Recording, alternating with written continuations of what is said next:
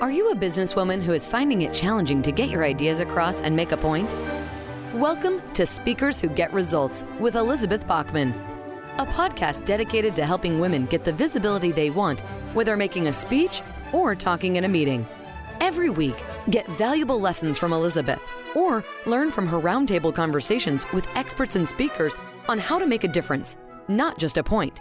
On to the show with your host, Elizabeth Bachman. Hello, and welcome to Speakers Who Get Results.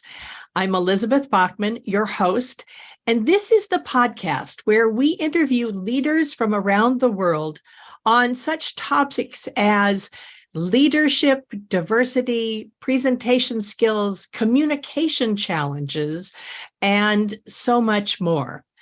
My guest today is the award-winning trailblazer and human rights commissioner, Karen Valentia Clopton, who talks to us about leadership and what you can actually do to be seen as a leader.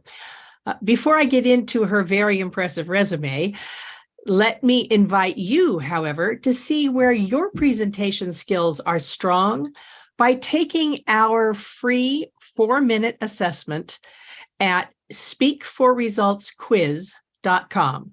That's www.speakforresultsquiz.com. And that's where in 4 minutes, you can see where you're strong in your presentation skills and where perhaps a little bit of support could get you the results you need and the recognition that you deserve. And if you score highly enough, you will get a free 45-minute conversation with me to help you improve where you need to improve and polish where you're already good. My guest today is Karen Valentia Clopton, whom I have been pursuing for several months, so I'm glad to have finally gotten her. Her official bio is that Karen Valentia Clopton brings deep knowledge, demonstrated operational expertise, and nonpartisan insight into the political and regulatory arenas. She's served in top leadership, board, and executive roles in both governmental and non-governmental organizations across many highly regulated industries. She discreetly assists both private and public companies to navigate the complex challenges such as compliance, both domestic and global, governance, multicultural human resource utilization, and many other issues around regulations and legislation. She's the General Counsel and Vice President of Access and Inclusion for Incendio International. And she's also a nationally recognized civil rights advocate who serves as a San Francisco Human Rights Commissioner and has been elected chair of the Human Rights Commission for 3 consecutive terms. Karen has had an illustrious career of many historic firsts as an African-American woman, challenging leadership roles and bipartisan political appointments across 3 decades and several diverse administrations. She served as the Chief Administrative Law Judge for the California Public Utilities Commission for 9 years. She was also appointed by Governor Schwarzenegger to be the General Counsel to the Department of Corporations in California, as well as serving 2 terms as president of the League of Women Voters of San Francisco. Karen is an active and proud cum laude graduate of Vassar College, Antioch School of Law, and a McGuire Fellow in International and Comparative Labor Management Studies. She is a very accomplished speaker, author, and lecturer, as well as a very thoughtful, interesting, warm conversationalist. I know you'll enjoy this conversation. On to the interview. Karen Clopton, what an honor it is to have you as a guest on Speakers Who Get Results. Welcome. Thank you so much, Elizabeth, for including me. Oh, well, when I knew I wanted someone who could talk about leadership, you were way high on my list. And so I've been wanting to do this. Before we get into the many questions I have for you, let me ask you, who would be your dream interview? If you could talk to somebody who's no longer with us, who would it be? What would you ask them? And who should be in the audience? Who should be listening? I think my dream interview would be with the amazing Black woman journalist, Ida B. Wells, who Ida was, B. Wells. Okay. yeah, she was really a pioneer in the late 1800s, early 1900s, Mm-hmm. in forming a publication that highlighted and really focused on lynching of Black men, women, and children throughout not only the South, but throughout the United States at the time. Mm-hmm.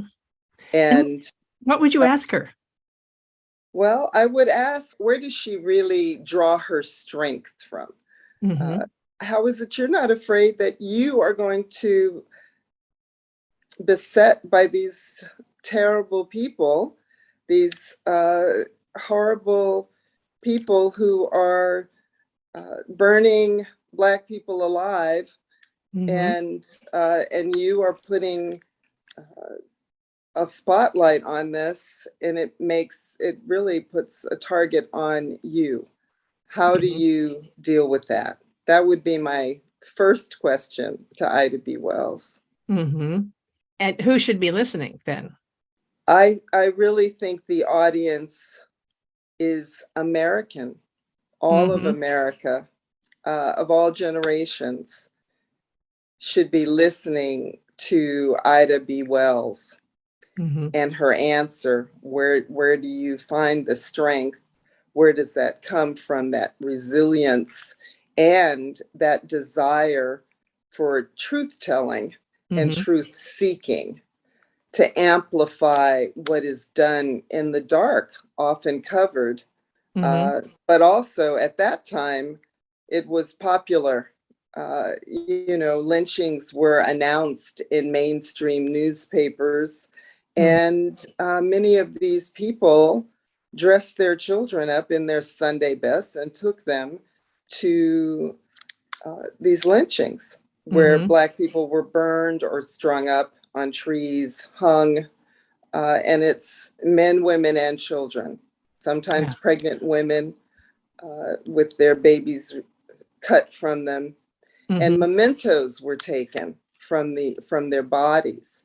So we're talking about a very gruesome, evil act, and there were thousands of these carnival-like Mm-hmm. murders, and she covered them Yeah. and uncovered them. It's in some ways it's a throwback to the Middle Ages where public executions were parties, and that where the people in power were able to say this person is okay, this person is not, and so that you get rid of them. We've gone through these cycles over and over in history. Hopefully each time it gets a little bit better, but the cycles keep coming around. I heard a very interesting conversation the other day about with a historian who traced where acts of violence and acts of fascism really were connected, how they were connected to economic disruption. And, certainly saying that Black people were no longer slaves was a huge economic disruption and a civil war to, basically the whole economy of the South was based on slave labor. So one can, without accepting it, one can see how the pattern keeps continuing. Well, in reality, enslavement did not end with the Civil War. No. And Douglas Blackman, who was the bureau chief for the Wall Street Journal in Atlanta, wrote a Pulitzer Prize winning book on this that has been turned into a documentary series on PBS, and it's called Slavery by Another Name, because enslavement continued well after the Civil War. And of course, it continues today. I recommend people to see Ava DuVernay's excellent film 13, which reveals the impact of the 13th Amendment's clause about forced labor. Forced labor is okay if you're incarcerated. Right. So if you're convicted of a crime, then forced labor is not against the law. So we have mass incarceration, and they are not, contrary to popular media accounts, they are not bodybuilding and just gang banging in prisons. They're making computers and furniture and many other commodities for nothing. So they're fighting wildfires here in California for $1 an hour. And when they are lucky enough to be released from incarceration, they are not qualified for these jobs that they have been performing while incarcerated. So slavery continued and discrimination continues. We have 300 years of racial purity laws that have created this concept of race and racial difference based on color and separating people. And lynching was only in the last year made illegal by the Congress. It has taken 160 years for the law against lynching to pass. So while we might have come a little ways, we haven't come all the way by any means. Yeah, no, I was not saying that we've come a long way. I thinking in terms of cycles and what we're seeing today, and how racism and anti-Semitism and such are being stoked so that people can get more power, get people angry, get them afraid, and give them power, which actually brings me to my questions for you. So this is a very interesting commentary because you have spent your life as a public servant in politics, in fighting for civil rights and justice. And I'm curious how you see that show up within organizations, since that's the population we're talking about in this podcast. How can corporations fight for civil rights and transparency and equity and inclusion? I mean, that's probably 4 different answers, but where do we start? I think the beginning is the best place to start. And I think that is the toughest place because we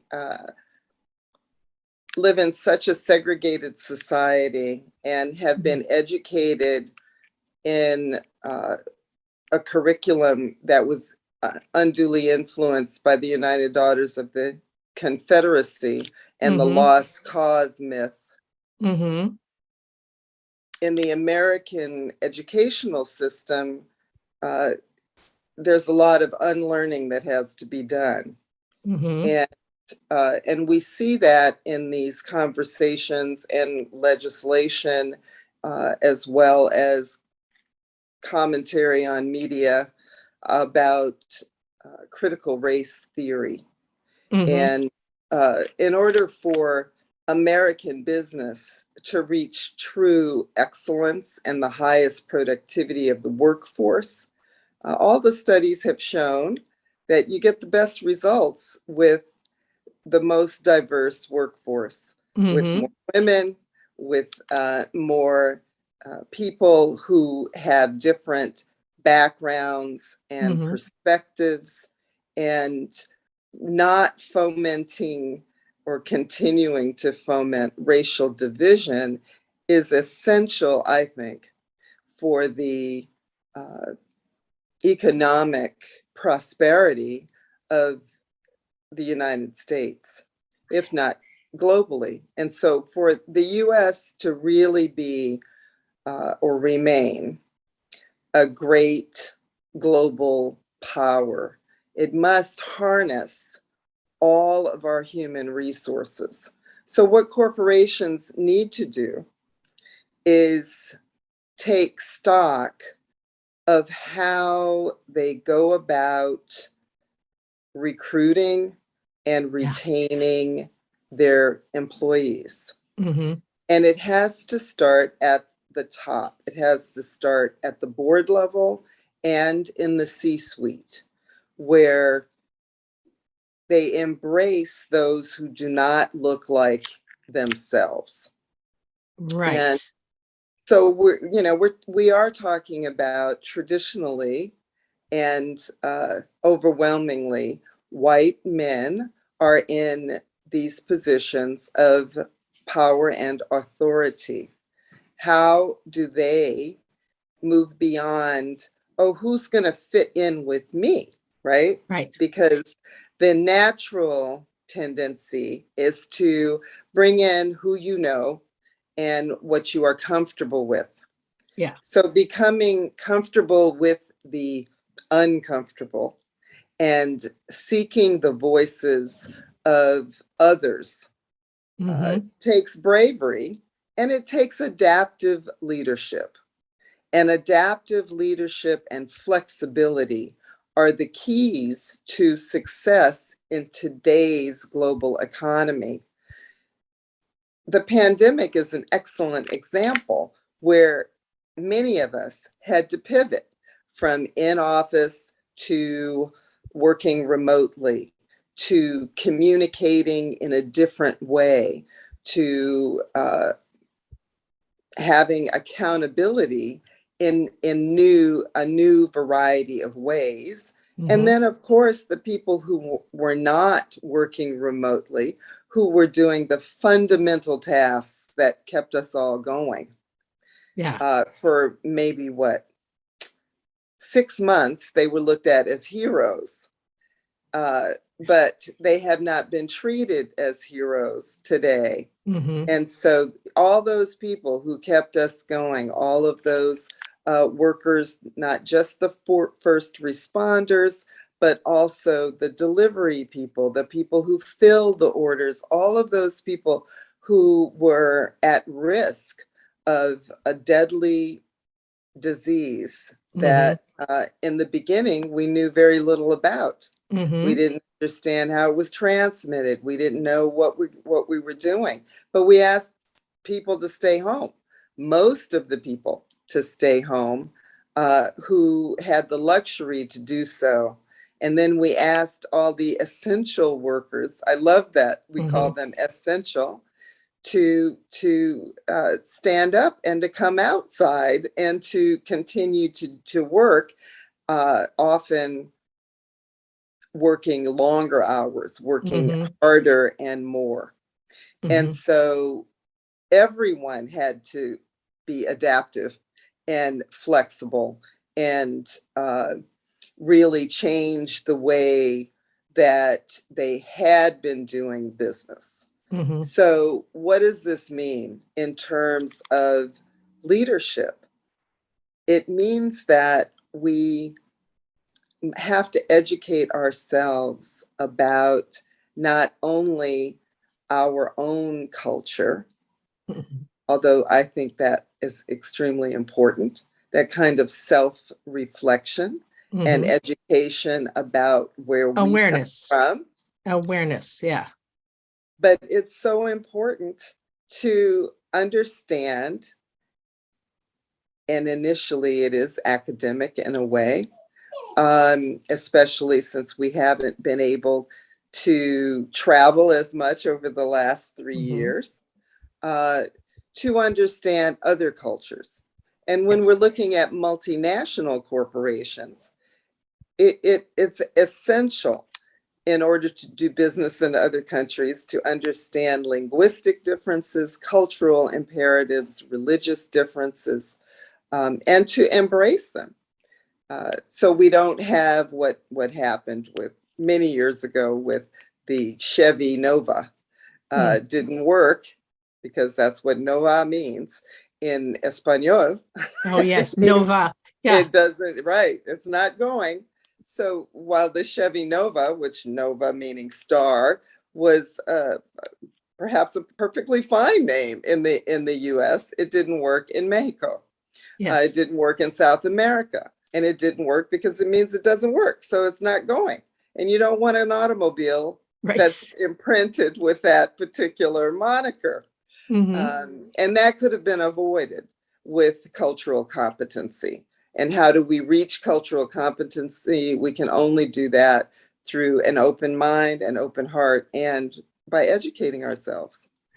Well, and I would say to surround yourself with people who will challenge you, because living in it's so easy to live in one's own bubble, and then you have the assumptions that you grew up with, and surrounding yourself with people who will say, wait, stop, don't do that. I have a dear friend who's an international journalist, and she is always catching me when I say something that I hadn't really thought about. And she said, wait, stop. Have you really thought about that? Did you really mean that? So if you are in a leadership position in an organization, where do you find, clearly you're busy. If you're in a leadership position, you're busy with the job. So how do you become intentional about diversity, useful diversity? What's the business case and the ROI for stretching your boundaries? Well, I've been making the business case for decades now. And all of the studies, all of the statistics are clear that you're looking at higher revenues and higher productivity with a diverse workforce that has a sense of belonging, a sense of loyalty to the organization. And how do you develop that sense? It's through gratitude, appreciation, and recognition. And you can't do that if your expectation is that your employees are going to be grateful to you, just for having a paycheck. Because we can see over the last 3 years that the paycheck is not going to be the number one decision maker for the majority of employees. Right. And we've had a scarcity as we have entered into this kind of liminal stage that we are in at this point. So we have to think outside the box. We have to be flexible. We have to adapt, and we have to learn to be welcoming. Being welcoming, hospitable, and developing mutual understanding. And again, I'm back to the first point, which is about education, educating ourselves about ourselves as well as others. Because in order to fully, and I don't want to use the term exploit, because I think we've dealt with enough exploitation, but to fully utilize all of our human resources, we have to look beyond what we might consider normative qualities and attributes. Well, and also we put in a plug for building your pipeline, because that would be the other piece, is making sure that you've got good people coming up. But I want to go to another question, which is a great deal of my work is about helping people who are overlooked show up as leaders. If you feel like you're a leader, but you're not being seen or heard, mostly with women, because that's where I've made all the mistakes myself. So I know these mistakes from the inside. How, if you feel like you are underappreciated, underrecognized, what can you do to show up, to become more visible, to show your value? I always recommend that whatever level you're on, that you have a news organ.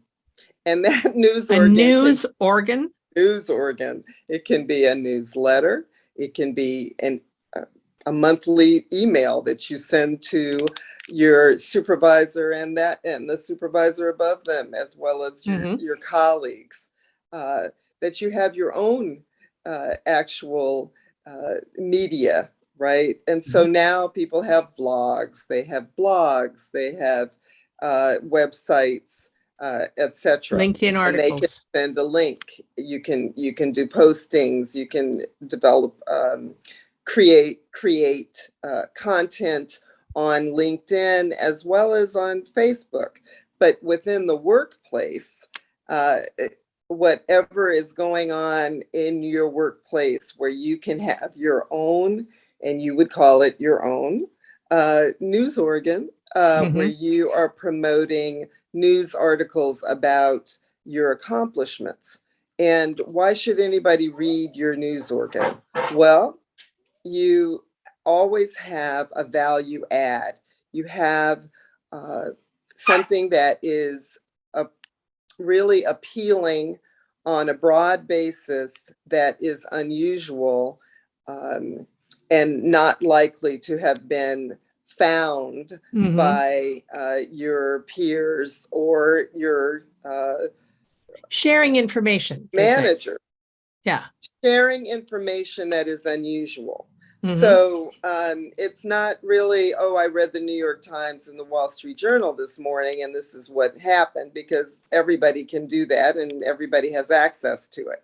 But subscribing to an industry specific, obscure periodical and attaching an article to your newsletter, whether you send that out monthly or quarterly, and then interpreting it for them, giving them information. How does it apply in this situation? Right. And keep it short, keep it brief. But then you are seen because you are contributing. And you mentioned, and this week I did the following things. In my team, I did this. I led this team to do certain things. But make sure there are some I statements as well, so that you know that it's credited to you. Because unless you inform everyone, they don't know. And I know we grew up with the advice of hunker down, work hard, do your best, and be humble and quiet. And that doesn't really get you noticed or heard. And so I found that this way is a very effective means of keeping their interest and showing your value. And it also is the beginning of really showing leadership, because you are becoming your own thought leader for your group or division. Yes. I think also about being strategic about it. So it's all too easy to think that because you are known among your peers, that everybody knows what you do. And so I'm always asking people, asking clients, like, does upper management really actually know the value that you bring? Because if not, you're going to have to tell them. And if you don't tell them, someone else will be talking about it and claiming credit for your idea. So, it should be you. Absolutely. And it can be you. It can be you. And you can have this 360 news outlet that is yours. So my last question for you today is, How can we be good allies? And I'm really thinking at every level, whether you're the new person or you're middle level or senior, how can you be a good ally? I really think the number one thing is the thing you do the best, Elizabeth, and that is listen. Listening is so important. You can't become a good ally, mentor, sponsor, or mentee unless you are really listening. And in order to have an inclusive, welcoming environment or to be included when you are new, you have to listen to the people who are around you. The first thing I do when I go into a new environment, because I've often been brought into organizations to affect deep changes. Change is probably the most difficult task in any organization. And so I always ask 3 questions right away. The first one is, tell me about what you do. And then I ask, what do you need to do what you are currently doing better? And then the third question is always, and what is your advice to me? Ooh, I love that. That is in whatever role it is.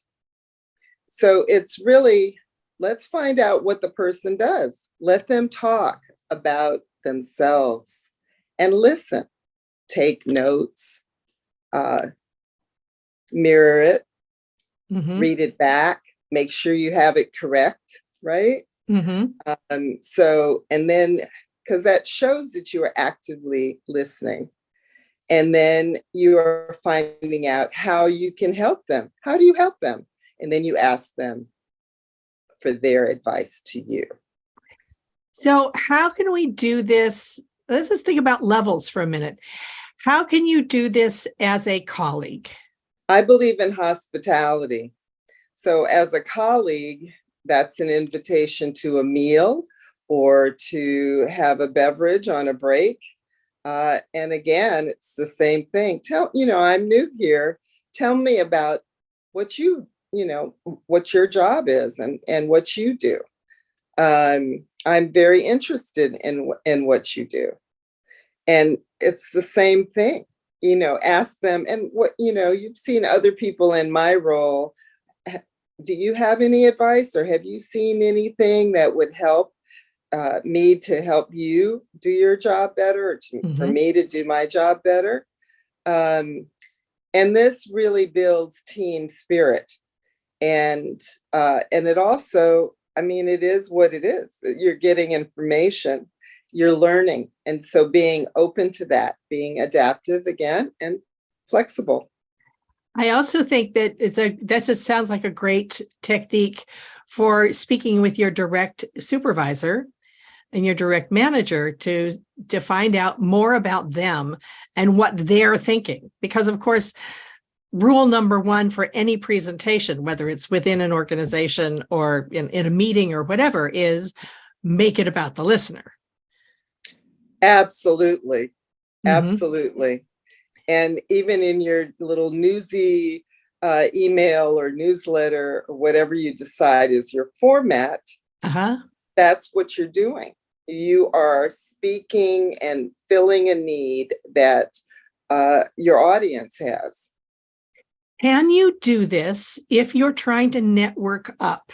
So say you want to meet people who are the next level or 2 above your direct manager, the people that you're officially connected with. Can you use this same technique? I believe you can. And I think a lot of us are reticent to make that appointment. And I know that we've called these informational interviews and that sort of thing, but don't be afraid to pitch your idea. So because again, you need to be the value add. Right. So if you're going to talk to the CEO, I have a colleague who is a financial analyst, and he regularly writes to the CEO and says, "Oh, I'd love to talk to you about this idea I have for the company." And they're big picture ideas. And it took a few attempts, but persistence pays off. And now the CEO goes to him to say, "Oh, what do you think about this?" And they brought him in to train other employees, as well as to talk to executive management about things. And they think of him, he's top of mind for promotions and new assignments that would be interesting.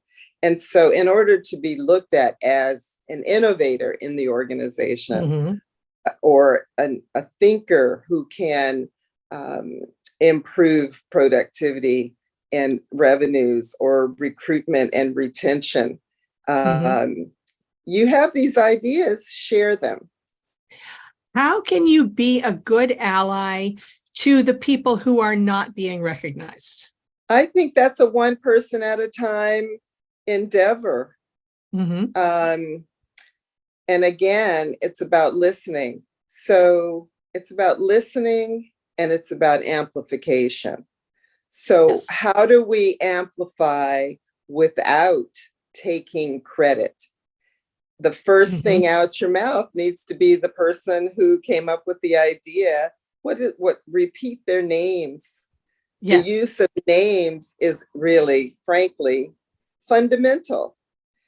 Use their names, talk about when they had the idea and how you agree with them, and also defer to them, give them the stage. And this happened at the Golden Globes the other night, where this is the Golden Globes award ceremony in Hollywood. Yes, Hollywood, where Ryan Murphy, who's a director producer, was being honored, and he used his time to amplify others.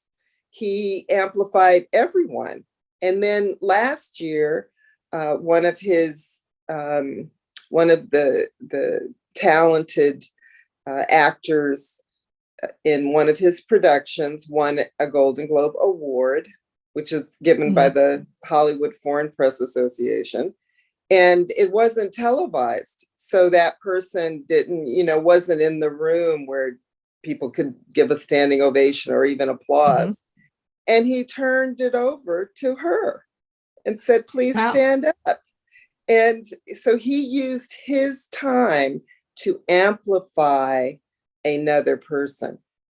And which we all said, "Bravo, Ryan Murphy," right? As we stood for this talented actor who had won last year. And we will remember that about him, because as Maya Angelou said so eloquently, people remember how you make them feel. That is the line I need to end this on, because that's one of my favorite quotes. Karen Valentia Clopton, thank you so much for being my guest today. We had a couple of technical hiccups, but we managed it. And I'm just so honored and happy to have had you as a guest on Speakers Who Get Results. Thank you for joining us. Thank you. Thank you, Elizabeth. And what you showed was adaptive, flexible leadership. Thank you. Thank you. So this has been Speakers Who Get Results. And if you enjoyed it, please share the episode, tell your friends, like us and review us on Apple Podcasts. That's the one that really matters. And we really appreciate if we can get likes and reviews there. And this has been Speakers Who Get Results. I'll see you on the next one. We have just concluded another great episode of Speakers Who Get Results with your host, Elizabeth Bachman. If you got value from today's episode, please feel free to share us with your friends and colleagues. You may also visit elizabethbachman.com for additional resources. Be sure to tune in every week for new episodes. And thanks for tuning in.